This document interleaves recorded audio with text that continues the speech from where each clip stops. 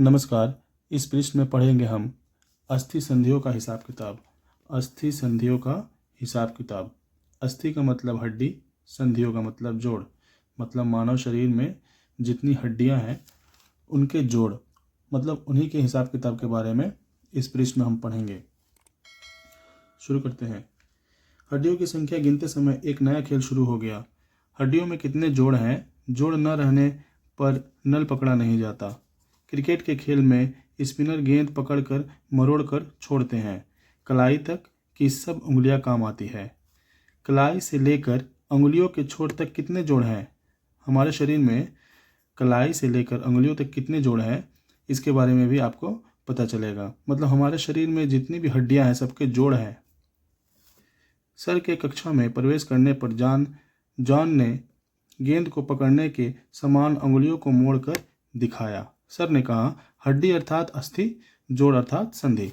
हड्डी के जोड़ को अस्थि संधि कहते हैं। तो फिर पूरे शरीर में कितनी अस्थि संधियां हैं? मतलब पूरे शरीर में हड्डियों के कितने जोड़ हैं? शरीर को हाथ से छूकर तथा नर कंकाल के चित्र को देखकर गिनो। यहाँ पर एक नर कंकाल का चित्र दिया गया है, इसको हम देखकर गिन सकते हैं। सर ने कहा, रंजन ने कहा, इतनी हड्डियां, इसका अलग अलग नाम नहीं है? है, सर बता रहे हैं। कुछ नाम बताता हूँ। केहूनी से लेकर कलाई तक, मतलब केहूनी से लेकर कलाई तक की हड्डी के जोड़ का नाम है अल्ना और रेडियस। कंधे से लेकर केहूनी तक के हड्डी के जोड़ का नाम है, हड्डी का नाम है ह्यूमेरस। और मेरुदंड की हड्डी का नाम है वर्टिब्रा या कशेरुका। कमर से घुटना फीमर, घुटना से एड़ी टिबिया फिबुला। हड्डियां अस्थि संधि में किस चीज से जुड़ी रहती है? रस्सी के समान एक तरह के पदार्थ जिसे लीगामेंट कहते हैं। क्या कहते हैं? लीगामेंट। लीगामेंट एक तरह का मजबूत और लचीला टिश्यू होता है जो दो हड्डियों को जोड़कर रखने का काम करता है। दो हड्डियों को जोड़ने का काम करता है। अगर लिगामेंट ना हो तो हड्डियां कमजोर हो जाएंगी। तथा अस्थि संधि के चारों ओर एक तरह का तरल पदार्थ फैला रहता है। वह कम हो जाने पर चलने फिरने में असुविधा होती है।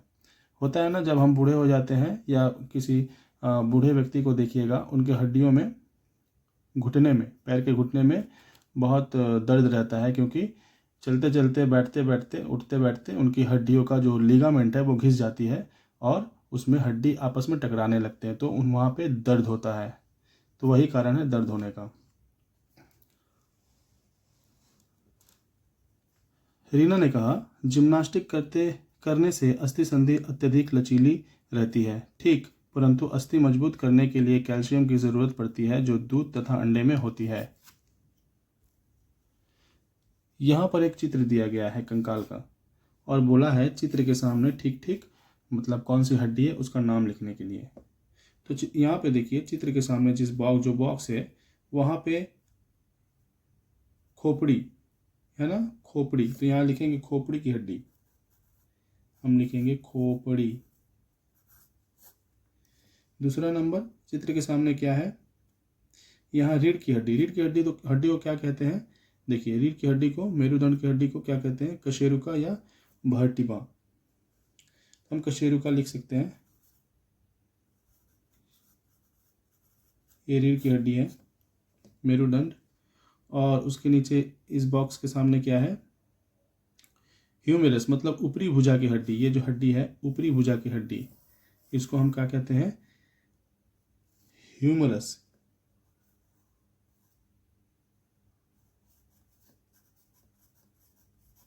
इस हड्डी का नाम है ह्यूमरस।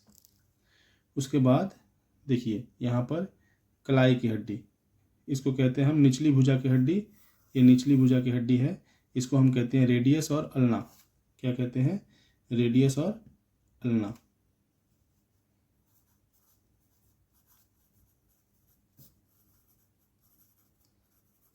अल्ना आप ठीक से लिख सकते हैं उसको। और नीचे है, इसके सामने देखिए, ये क्या है? जांग की हड्डी।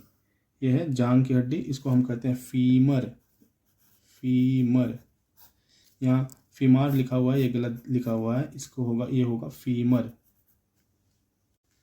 नीचे एक और कार्य दिया गया है, शरीर की हड्डियों के बारे में देखकर और गिनकर लिखो। एक हाथ में कंधे से लेकर अंगुली तक कितने जोड़ हैं, गिनकर कॉपी में लिखो। तो ये मैंने लिखा है, एक हाथ में कुल 6 जोड़ होते हैं। पहला कंधा जोड़, दूसरा कोहनी जोड़, तीसरा कलाई जोड़, चौथा हथेली और अंगुलियों के बीच के जोड़, पांचवा अंगुलियों के मध्य जोड़ और छठा अंगुलियों के सिर के पास के जोड़। दूसरा है, कंधे से अंगुली तक कितनी हड्डियां हैं, शरीर में कितनी अस्थियां। अस्थि का मतलब भी हड्डी होता है। शरीर को छूकर तथा नर कंकाल का चित्र देखकर गिनकर लिखो।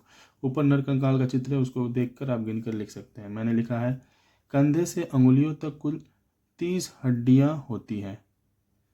शरीर में कुल 206 हड्डियां होती है। ये याद रखिएगा, शरीर में कुल कितनी हड्डियां होती हैं, 206 हड्डियां होती हैं। एक और कार्य है, अस्थि मजबूत बनाने तथा अस्थि संधियों को लचीला बनाने के बारे में चर्चा करके लिखो। अस्थि मजबूत होने से सुविधा क्या है? एक, शरीर मजबूत और संतुलित रहेगा। 2, हड्डियां जल्दी नहीं टूटेगी। 3, शरीर का सही विकास होगा। ठीक है। 2 नंबर, क्या करने से अस्थि मजबूत होगी? एक, कैल्शियम और विटामिन डी युक्त आहार लेने से, मतलब कैल्शियम और विटामिन डी युक्त भोजन लेने से हमारी हड्डी मजबूत रहती है। नियमित व्यायाम और दौड़ने से। 3, हरी सब्जियां, दूध, दही, पनीर आदि का सेवन करने से।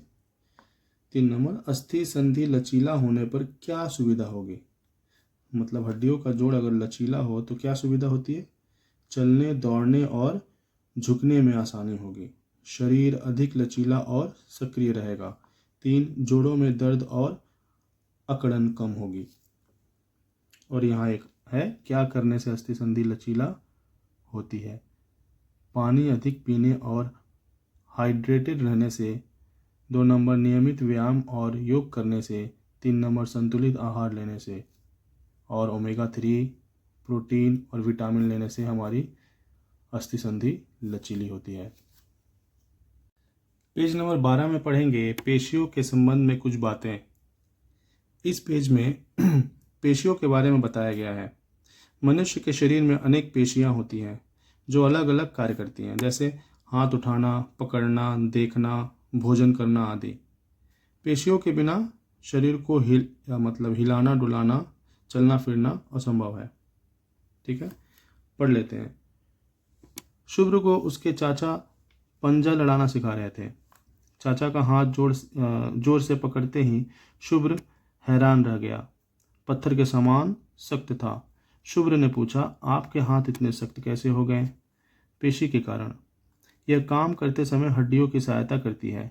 पेशी हड्डी की एक जगह से शुरू तथा दूसरी जगह समाप्त होती है। वैसे नरम होती है, खींचने पर सख्त हो जाती है। कुछ खींचने के लिए पेशी की शक्ति चाहिए, है ना। हमारे शरीर में अगर पेशी नहीं रहेगी तो हमारी हड्डी तो ऐसे ही कमज़ोर हो जाएगी और हम कुछ कर नहीं पाएंगे। इसलिए पेशियों को मजबूत करने के लिए हम क्या करते हैं? व्यायाम करते हैं, आसन करते हैं। ठीक है। किस प्रकार पेशियां शक्तिशाली बनेगी? मछली, मांस, मशरूम, कुकुरमुत्ता, दाल, सोयाबीन खाने, थोड़ा सा व्यायाम करने, बीच बीच में हाथ को खींचने, फिर जोड़ देने से शक्तिशाली बनेगी। शुभ्र ने स्कूल में यह बात बताया। सर ने कहा, हाथ में अनेक पेशियां होती हैं। लिखने के लिए अनेक पेशियों की ज़रूरत पड़ती है।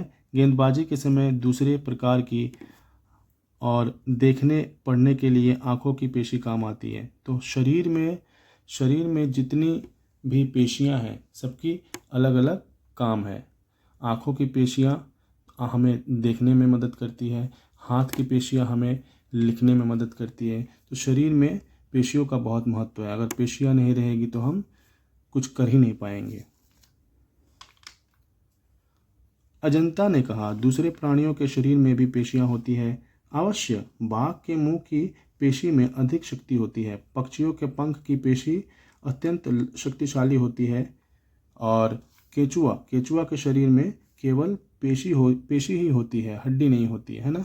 देखा है केचुआ के शरीर में सिर्फ पेशियां हुई होती हैं, हड्डी नहीं होती उनके शरीर में। हम लोगों की हड्डी न रहने पर क्या होता? चलना फिरना केचुआ जैसा हो जाता। सो तो है, हमारी आंखों में हड्डी नहीं होती है, सर बता रहे हैं। संयुक्त रूप से पेशियां इन्हें हिलाने डुलाने का काम करती हैं। जीभ भी एक पेशी ही है, अकेले ही बहुत काम करती है। किसी भी खाद्य पदार्थ को चाट लेने के लिए, मुंह के भीतर भोजन को चबाने के समय उलटने पलटने के लिए, निगलने में भी जीभ की मदद लेनी पड़ती है और बात करने के लिए इसकी ज़रूरत पड़ती है। फिर कान के तवे में भी पेशी होती है, पर वह कोई काम नहीं करती। यहाँ पर एक कार्य है, मनुष्य तथा अन्य प्राणियों के शरीर में मांसपेशी के बारे में चर्चा करके लिखें। मनुष्य के शरीर की पेशी किस जगह की पेशी है? कंधे की पेशी किस काम को करने में सहायता करती है? कंधे की पेशी हाथ उठाने और घुमाने में। जबड़े की पेशी खाने को चबाने और बोलने में सहायता करती है। टांग की पेशी चलने दौड़ने और कूदने में सहायता करती है। हाथ की पेशी वस्तुओं को पकड़ने में और आँखों की पेशी आँखों को घुमाने और पलके झपकाने में।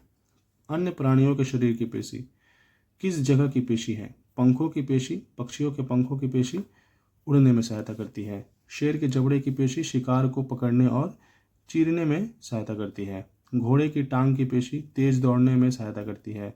बंदर की हाथ की पेशी पेड़ पर चढ़ने और चीज़ों को पकड़ने में सहायता करती है। बिल्ली की आँख की पेशी रात को सांप देखने और तेजी से प्रतिक्रिया देने में सहायता करती है। पेज 13 में पढ़ेंगे, स्टेथोस्कोप से सुने। स्टेथोस्कोप क्या है?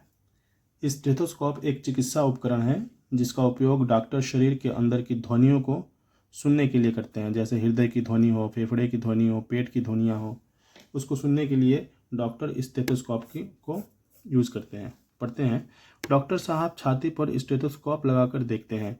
सिद्धू ने सोचा, ऐसी एक वस्तु बनाई जा सकती है।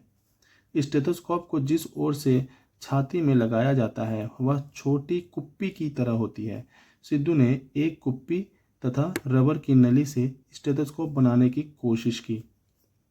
छोटी बहन की छाती पर नली टिकाकर सिद्धू ने कुप्पी को कान से लगाया। आश्चर्यचकित होकर सुना, हृदय में इतनी आवाज़ होती है।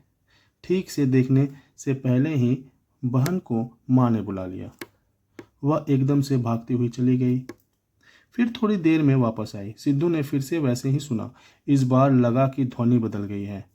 दूसरे दिन स्कूल में उसने सबसे सारी बातें बताई। मैडम ने सुनकर कहा, ठीक ही सुना है। दौड़ कर जाने तथा दौड़ कर आने पर हृदय तंत्र की ध्वनि बढ़ जाती है। जब हम दौड़ते फिरते हैं, चलते फिरते हैं या कोई काम करते रहते हैं तो हमारी हृदय की ध्वनि तेज रहती है, और जब हम आराम करते हैं तो हमारे हृदय की ध्वनि शांत मतलब बहुत धीमी रहती है। आशा ने पूछा, हृदय तंत्र क्या होता है? मैडम बता रही है, शरीर में रक्त फैलाने वाला पंप होता है। पूरे शरीर में रक्त पहुंचाने के लिए धमनियां होती है। मैं धमनियों के बारे में पहले चैप्टर में पहले पेज में बताया था कि धमनी क्या होती है। पंप करके नली से रक्त को छाती के भीतर एक अंग में भेजता है, उसका नाम हृदय तंत्र है। रविलाल ने कहा, सारे शरीर में रक्त पहुंचाने की आवश्यकता क्या है? मैडम बोल रही है, रक्त संपूर्ण शरीर को ऑक्सीजन तथा शरीर को आवश्यकता अनुसार पौष्टिकता पहुंचाता है। फिर सोचो, तुम्हारी नाक में फोड़ा हुआ है, वहाँ फोड़े के अनेक कीटाणु हैं। रक्त में भी कुछ कीटाणु मिल गए, तुमने दवा ली। दवा फोड़े के कीटाणु को नष्ट कर सकती है, परंतु फोड़े तक दवा जाएगी कैसे? खून के साथ घुल जाएगा। हृदय उस रक्त को पंप करके नाक तक पहुंचाएगा। मैडम बोल रही है, अब तो रक्त तथा हृदय तंत्र का काम समझ गए। इसके अलावा रक्त में भी रोग रोकने जैसा बहुत कुछ रहता है, इसलिए कुछ बीमारी बिना दवा के ही ठीक हो जाती है। ठीक, तुम सब दोस्त सिद्धू की तरह स्टेथोस्कोप बनाने की कोशिश करो। दौड़ने के पहले और बाद में हृदय तंत्र ध्वनि किस प्रकार बदलती है उसे सुनो। यहाँ एक कार्य दिया गया है हृदय तंत्र को लेकर, आप इसको देख सकते हैं। स्टेथोस्कोप बनाकर हृदय तंत्र की ध्वनि सुनो। वह ध्वनि कब कैसी है उसे सुनकर लिखो। हृदय तंत्र की ध्वनि शाम को खेलने के बाद हृदय की धड़कन तेज होगी। दौड़ने के बाद, खेलने के बाद हृदय की ध्वनि हमेशा तेज होगी।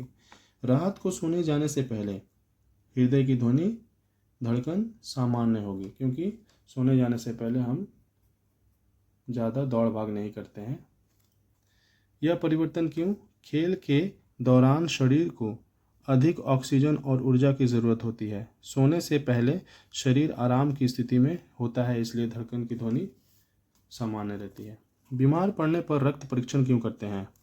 रक्त परीक्षण से शरीर में होने वाली संक्रमण, पोषक तत्वों की कमी, रक्त में शुगर या अन्य बीमारियों का पता लगाया जाता है, जिससे डॉक्टर सही उपचार कर सकते हैं। इसीलिए हम बीमार पड़ने से पहले रक्त परीक्षण करते हैं, और डॉक्टर भी पहले रक्त परीक्षण करने के लिए कहता है, क्योंकि रक्त परीक्षण से हमें पता चल जाता है कि शरीर में कौन सी बीमारी है।